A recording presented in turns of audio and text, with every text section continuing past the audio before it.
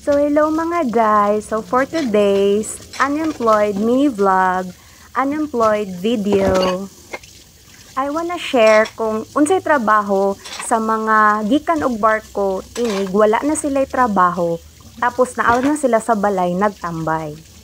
So magbanlaw na ta sa atong gihugasan nga plato no. So kay wala man tay trabaho kita ang alipin sa atuang balay. So I will try to speak in Tagalog, try English. Dili magtagalog tayo para for the benefit of others. Oy, hapit na ako mahuman og hugas. Ay mali. Malapit na akong matapos maghugas ng plato. So hugasan na natin next yung yung lutuan ng kanin. Shit. Kuya magtagalog guys, uy.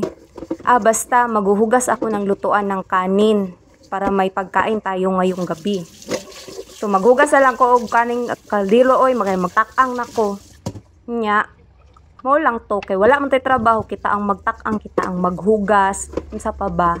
Basta mga mao lang sa ni kay gitamad man ko kay nag-ulan lagi. Tamad kay mong auntie. Wala day na ako giapil og hugas ang kanang karahay kay napay dukot-dukot nga kanon ako sa ibabad. So mag-atik-atik sa ko og trapo diri no kay para koy maingon oy. Mo to trapo-trapo sa tagatik-atik nga magtakang na ta. Mapansin niyo guys kay mura ko walay ligo pero naligo jud ko tinuod jud na watchar. Naligo jud ko kay baho na kayo ta. Dili pwede nga manimaho ta. So maglungag ta no kay duha ra man misa kong mother suderi. Duha ra misa kong mama nya.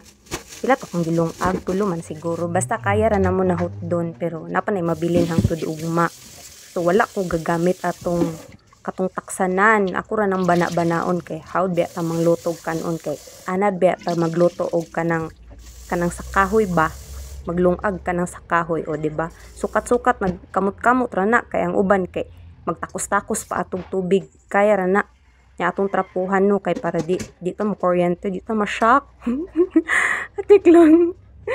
So mao na to guys, hapit na siya mahuman atong video. Bye.